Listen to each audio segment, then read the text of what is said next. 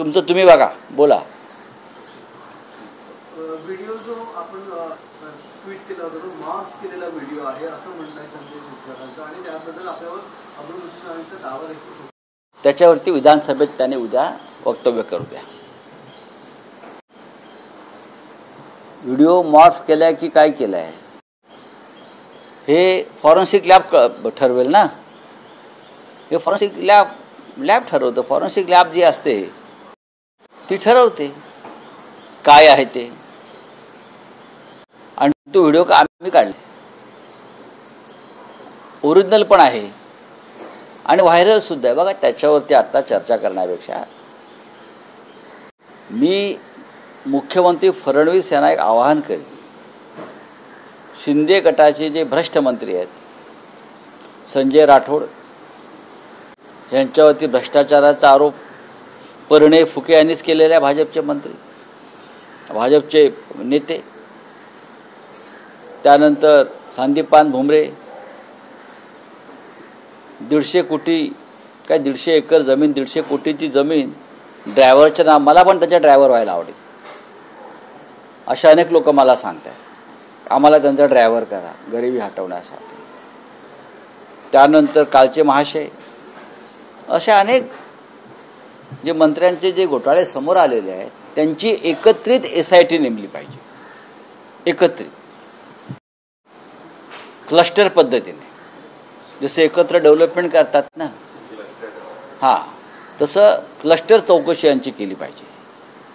एक मोठी न्यायालयीन चौकशी शिंदे गटाच्या मंत्र्यांची, फक्त शिंदे गटाच्या मंत्र्यांची. सध्या मी नावं दिली आहेत. 5 मंत्री आहेत इन्क्लुडिंग उदय सामंत.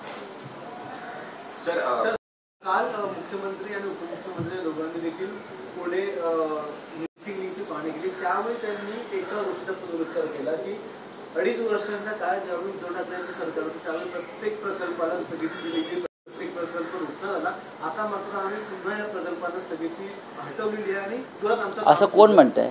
देवेंद्र फडणवीस म्हणतात. उद्धव ठाकरे त्यांनी सांगावं कोणत्या प्रकल्पांना स्थगिती का दिली.